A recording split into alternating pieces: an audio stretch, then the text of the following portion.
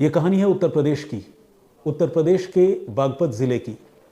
बागपत में एक सरकारी कर्मचारी रहा करते थे जो ज़िला नगरीय विकास अभिकरण, जिसे डूडा भी कहते हैं, उसमें काम करते थे। उनका नाम था विक्रांत कुमार। उनकी उम्र थी तकरीबन 37 साल। उनका परिवार नोएडा में रहता है, पत्नी बच्चे ये लोग नोएडा में रहते हैं, और चूंकि सरकारी नौकरी है विक्रांत की तो वो बागपत में रहते थे। और मूल रूप से विक्रांत उत्तर प्रदेश के ही प्रयागराज के रहने वाले हैं। अभी हुआ ये कि पिछले महीने की 16 तारीख को, 16 अप्रैल को विक्रांत अपने घर से निकले काम पर जाने के लिए, लेकिन न तो काम पर गए और न ही घर वापस लौटे। इस बीच उनका मोबाइल फ़ोन वो भी रहस्यमयी तरीके से स्विच ऑफ हो गया। परिवार के लोग बागपत में तो नहीं रहते थे। नोएडा से उन लोगों ने विक्रांत को कांटेक्ट करने की कोशिश की, लेकिन विक्रांत से बात नहीं हो पा रही थी। ऑफिस के कुछ लोगों से बातचीत हुई, ऑफिस वालों ने बताया कि विक्रांत तो ऑफिस भी नहीं आए। तो जो उनकी पत्नी है, जो उनकी मिसेज हैं, वो लाजमी तौर पर बहुत परेशान हुई। उन्होंने नोएडा से ही जितना हो सकता है बागपत में लोगों से पूछताछ की, उनको ढूंढने की कोशिश की, फिर बागपत भी पहुंची और अपने पति को ढूंढने में पूरी ताकत लगा दी। जितने नाते रिश्तेदार, जानकार, दोस्त यार हैं, सबको कांटेक्ट किया, लेकिन विक्रांत कुमार के बारे में कोई जानकारी नहीं मिली। 16, 17, 18, 19 कई दिनों का वक्त गुजर गया। वो ढूंढती रही, लेकिन विक्रांत का पता नहीं चल रहा था। आखिरकार उन्होंने बागपत के कोतवाली पुलिस स्टेशन में 23 अप्रैल को अपने पति विक्रांत कुमार की गुमशुदगी की रिपोर्ट लिखवाई। देखा जाए तो एक बालिग आदमी अपनी मर्जी से कहीं भी जा सकता है। तो गुमशुदगी की रिपोर्ट जो है वो पुलिस ने दर्ज तो कर ली, और पुलिस अपने पेस में, अपनी रफ्तार में इस मामले की तफ्तीश कर रही थी।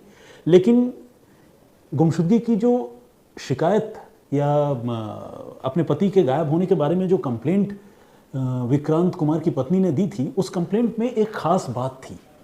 वो बात ये थी कि उन्होंने ये लिखा था कि विक्रांत के साथ उनके ऑफिस में एक लड़की काम करती है जिसका नाम है राखी कश्यप। ये राखी कश्यप मेरे पति के पीछे पड़ी हुई थी, और मुझे डर है कि मेरे पति को गायब करने में राखी का हाथ हो सकता है। अब मामला सामान्य गुमशुदगी का नहीं था।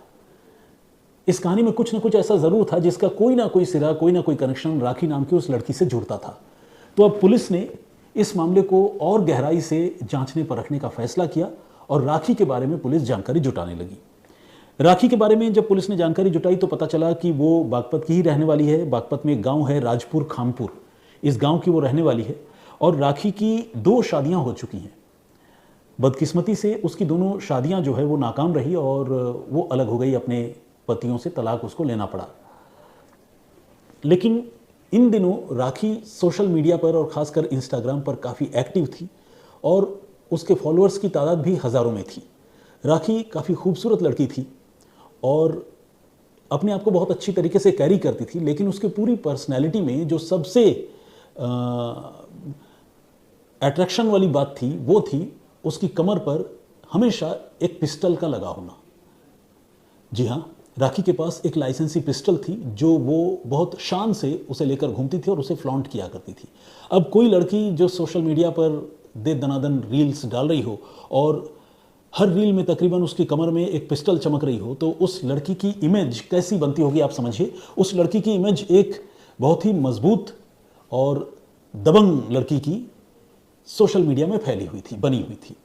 अब इस राखी का विक्रांत कुमार के साथ मिलना जुलना था, जैसा कि उसकी पत्नी ने बताया, और यह भी कहा था कि राखी ही मेरे पति की गुमशुदगी के पीछे हो सकती है। तो पुलिस जो है वो अब राखी को ढूंढने लगी। राखी के बारे में मैंने जो आपको जानकारी दी, बताया, वो सारी जानकारी पुलिस को भी मिली, और पुलिस ने राखी को पूछताछ के लिए बुलाया। राखी आई, पूरे कॉन्फिडेंस के साथ आई, और विक्रांत के बारे में तमाम सवाल जवाब पुलिस ने राखी से पूछे, और राखी ने सारे सवालों का बहुत ही सधे हुए अंदाज में जवाब दिया। और उसने ये क्लियर कर दिया कि विक्रांत कुमार से उसकी दोस्ती ज़रूर है, दोनों साथ में काम भी करते हैं, मिलना जुलना भी है, लेकिन विक्रांत की गुमशुदगी से उसका कोई लेना देना नहीं है। ऑफिस में बहुत सारे लोग काम करते हैं, बहुत सारे लोगों से ऑफिस के बाहर भी उसकी जान पहचान और मुलाकात है। अगर कोई गायब हो जाएगा तो किसी भी आदमी की गुमशुदगी से उसका क्या लेना देना हो सकता है। तो राखी ने कुल मिलाकर अपने आप को इनोसेंट बताया और कहा कि उसे कुछ नहीं मालूम, और पुलिस ने उसकी बातें सुनी और पुलिस उसकी बातों से कन्विंस्ड हो गई, और फिर पुलिस ने उसको जाने दिया। इसके बाद कई दिनों का वक्त गुजर गया, और इस बीच सहारनपुर पुलिस को एक जानकारी मिली, एक बात पता चली। अब तक पूरी कहानी बागपत की थी, अब सहारनपुर पुलिस को एक जानकारी मिली। पुलिस को यह पता चला कि बड़गांव थाना इलाके में एक नहर बहती है, उस नहर में एक शख्स की लाश मिली है। ये जानकारी सहारनपुर पुलिस को 16 अप्रैल, जिस दिन विक्रांत कुमार गायब हुआ था, उसके ठीक एक दिन बाद मिली थी। यानी एक दिन बाद एक डेड बॉडी सहारनपुर पुलिस को बड़गांव पुलिस स्टेशन की हद में एक नहर में बरामद हुई थी। जब ये लाश मिली, सहारनपुर पुलिस ने उस लाश को रिकवर तो किया और उसकी पहचान की कोशिशें भी तेज कर दी, लेकिन ये शख्स कौन है, मरने वाला आदमी कौन है, ये पुलिस को पता नहीं चल पा रहा था।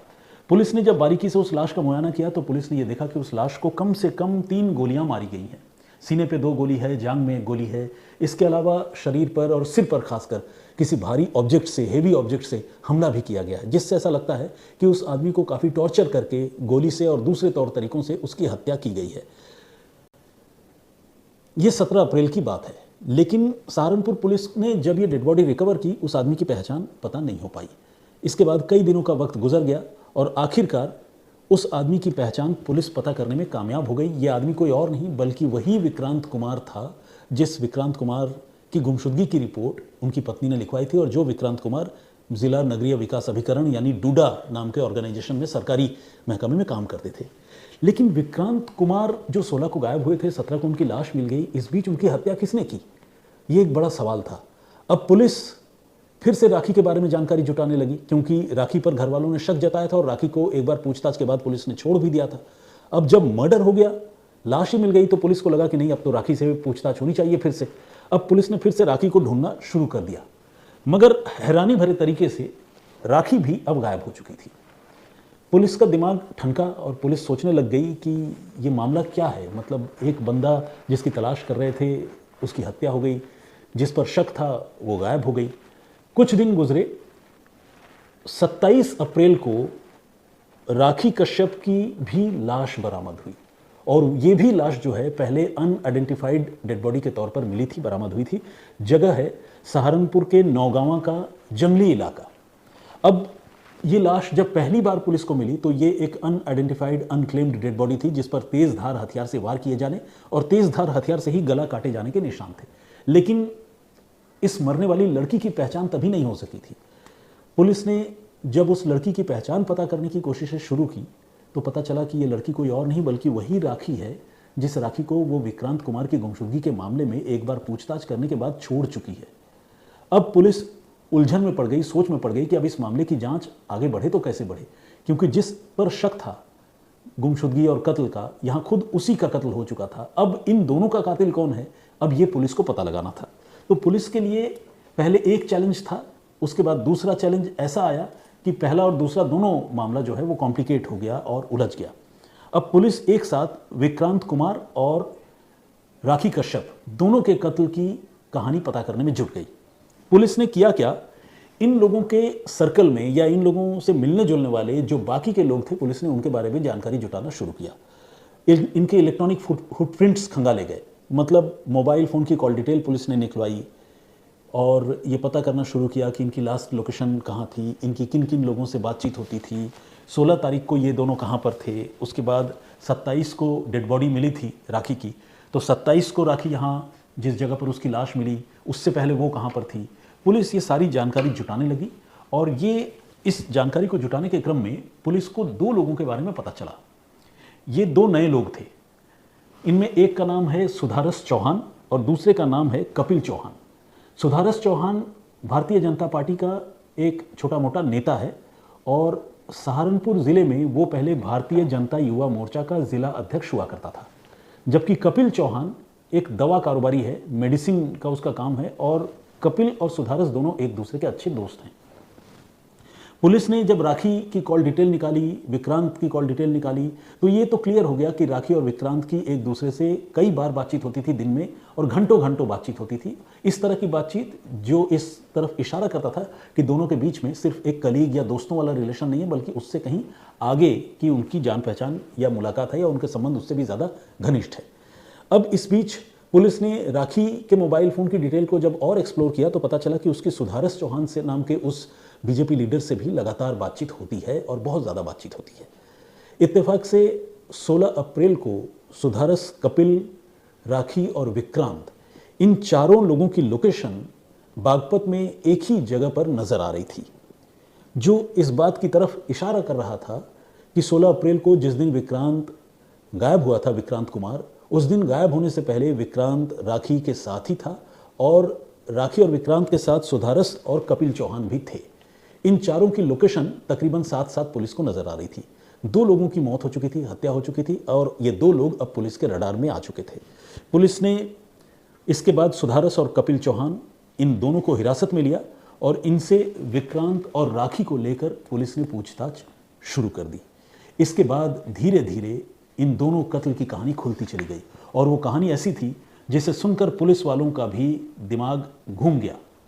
हुआ ये कि विक्रांत चौहान और राखी के बीच में घनिष्ठता तो थी ही। राखी विक्रांत चौहान की एक प्रॉपर्टी पर कब्जा करना चाहती थी। बेसिकली विक्रांत चौहान ने, विक्रांत कुमार मथुरा में एक ज़मीन खरीदने वाला था और राखी की नज़र उस ज़मीन पर थी। वो चाहती थी कि विक्रांत वो ज़मीन जो है उसके नाम पर कर दे। असल में विक्रांत और राखी के बीच में रिलेशन थे, तो राखी अक्सर विक्रांत को ब्लैकमेल किया करती थी कि अगर तुमने वो ज़मीन मुझे नहीं दी तो मैं फिर हमारे रिलेशन की पोल पट्टी लोगों के सामने रख दूंगी और जो भी प्राइवेट फोटोग्राफ हमारे हैं वो हम दुनिया के सामने उजागर कर देंगे। विक्रांत इस चीज़ से बहुत ही भयाक्रांत रहता था, डरा हुआ रहता था। तो विक्रांत के साथ राखी ने इसी ज़मीन को हथियाने के लिए 16 तारीख को एक पार्टी रखी थी, 16 अप्रैल को, और उसी पार्टी में विक्रांत तो खैर आया ही था, सुधारस और कपिल को भी बुलाया था। ये बागपत के एक मकान में ये पार्टी हो रही थी, 4 ही लोग इस पार्टी में थे। लेकिन इस पार्टी में खुशी का जो माहौल था वो अचानक जो है वो तनाव और तकलीफ़ में तब्दील हो गया। हुआ ये कि उसी मथुरा वाली प्रॉपर्टी को लेकर विक्रांत कुमार के साथ राखी की पहले कहासुनी शुरू हुई और राखी ने गुस्से में आकर अपने उसी लाइसेंसी पिस्टल से, जिसे वो कमर में लगाकर अक्सर रील बनाया करती थी, उसने विक्रांत को गोली मार दी। विक्रांत को गोली जांघ में लगी और काफ़ी तेज़ी से खून बहने लगा। आमतौर पर जांघ एक ऐसी जगह है जिसे देखा जाए तो ये कोई वाइटल ऑर्गन तो नहीं है, जैसे इंटरनल ऑर्गन जैसे होते हैं या सिर का कोई हिस्सा होता है, उस तरह का कोई वाइटल ऑर्गन तो नहीं है। लेकिन इसी जांघ से होकर कई सारे खून की नसें जो है वो गुजरती हैं और कई बार ऐसा देखा गया है कि जांघ पर किया गया बुलेट अटैक या स्टैब इंजरी इंसान की मौत की वजह बनता है, क्योंकि ब्लड लॉस काफ़ी तेज़ी से होता है। तो विक्रांत की जांघ में गोली लग गई। अब जब जांघ में गोली लग गई तो फिर सुधारस और कपिल ये दोनों हक्के बक्के रह गए, क्योंकि गोली तो गुस्से में अचानक जो है राखी ने चला दी। इन दोनों ने अब राखी से कहा कि अब क्या करें। तो राखी ने फिर इनको कहा, खासकर सुधारस को ये कहा कि देखो ऐसा है, तुम्हें पता है कि तुम्हारी कुछ तस्वीरें मेरे पास भी हैं और वो तस्वीरें तुम अक्सर मुझसे मांगते हो, वो प्राइवेट फोटोग्राफ है, हमारी रिलेशनशिप है, ये भी तुम सच जानते हो। मैं तुम्हें चाहती हूँ और मैं तुम्हारे साथ ही आने वाली ज़िंदगी गुजारना चाहती हूँ। बस तुम एक काम करो कि इस बार विक्रांत को ठिकाने लगाने में, और उसे गोली तो लग चुकी है, उसकी हत्या करने में तुम मेरी मदद करो।